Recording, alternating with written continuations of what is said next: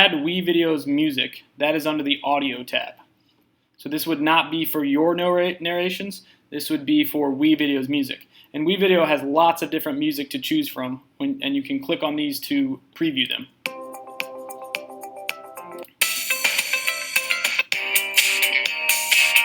And you can press pause or play over here to preview those.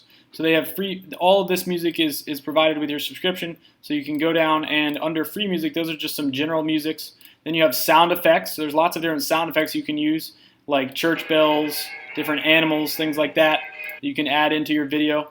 And then you can also go down to premium music, and that's where it will put it into different categories for you. So if you're looking for something dry, cheerful, or energetic, or feel good, or sentimental. And remember, music really helps you set a tone for your video. So if you want something sad, if you want the audience to feel sad, you don't want to play this.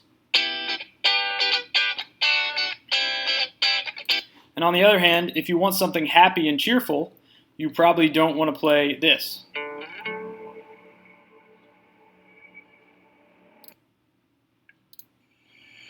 Or this. This might be something, suspenseful or like a thriller movie, but it wouldn't be something cheerful. So you have to really pick the right music for this tone that you want to set. So, if I'm doing a little documentary on bugs, I might just pick something simple, like Happy Monday, although that doesn't really feel like too much of bugs. Maybe I'll pick, I'll just pick Happy Monday, and we'll just see how that feels. So when you drag in your audio, you're just going to take the audio, drag it down to your music file, your music timeline, and then it'll stick there. And then now it will all play together. So now when I back up my cursor and I play this video, it's going to now have the music and the title and the picture.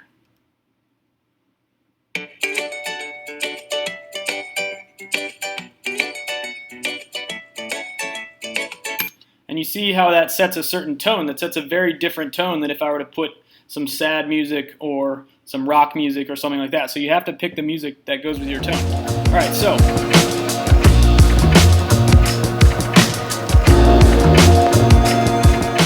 one thing. When you go to change the volume levels of your music, you do that by clicking on the blue bar here, the blue bar on the audio track. So as you click on this blue bar, you'll see these white dots pop up. And these white dots are grab points for the volume level of that song or of a narration track. And so when you have those, you want to grab the white dot once you've clicked on it, and then you can pull it down like string. And so you can make your volume go up and down. So if I was going to make my volume go up and down, what I would do here is I would put a bunch of different points, and then you can hear my volume is going to really seesaw now.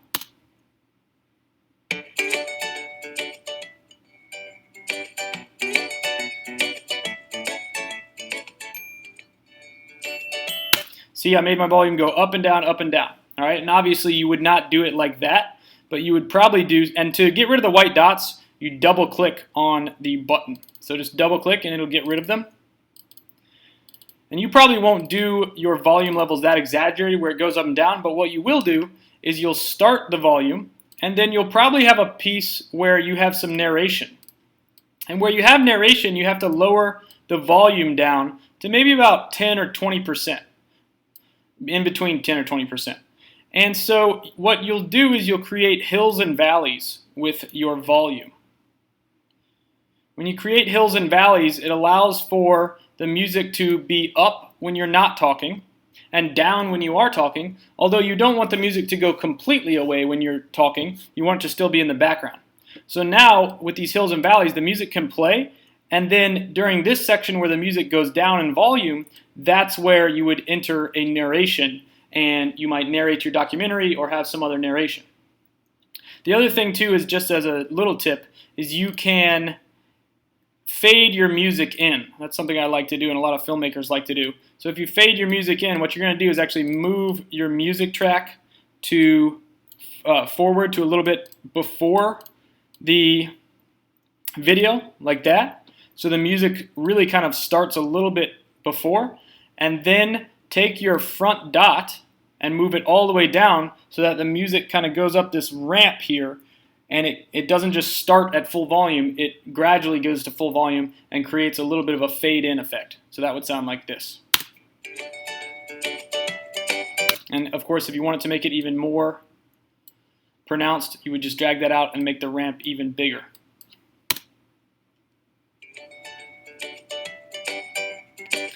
But whatever you want to do, you have total creative freedom in how to have your audio play and how to match it up with your video. So that's music, and again, that would be under the audio button, music and sound effects.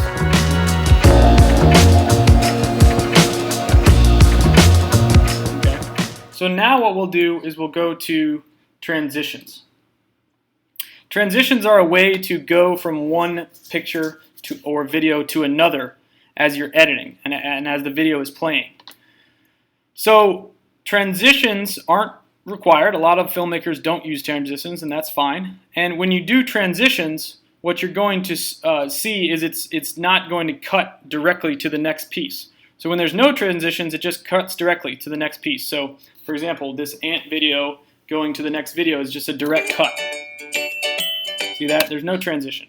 All right. And when you add transitions, you click on them. You go to the transitions tab, and you click on them, and it will give you a little highlight of what that looks like. And there's lots of different types of transitions. The most basic one is just this crossfade, and then the next ones are pretty more complex and maybe even a little distracting. Like this could be a little bit distracting, or the rainbow one could be a little bit distracting, but it depends on what type of video you're making. If you're making something professional, that's going to be a professional documentary, or for a class, you may not want to put those in. If you're making something at home for fun, then by all means you can use whatever you want. It just has to set the right tone. So let's say I'm going to take this just this very simple crossfade, and I want to add it in between my video clips. To do that, I just take the crossfade and I just drag it down, and once I put it in between the video clips, you'll see it turn green, and that's where you can add it. If it's ever red, then you can't put it there. You just wait for it to turn green, and it will snap into place, and then once it's there, then you can press play, and you'll see that you have a nice little transition in between videos. You can see how it fades in between the videos now,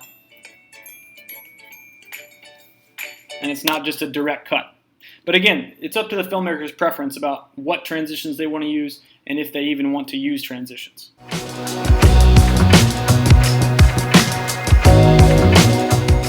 Another tab up here is the backgrounds tab. This is where you can have some solid backgrounds or overlays. If you need just an orange background for some reason, like maybe you want to put a title over an orange background, you could drag that orange background down there.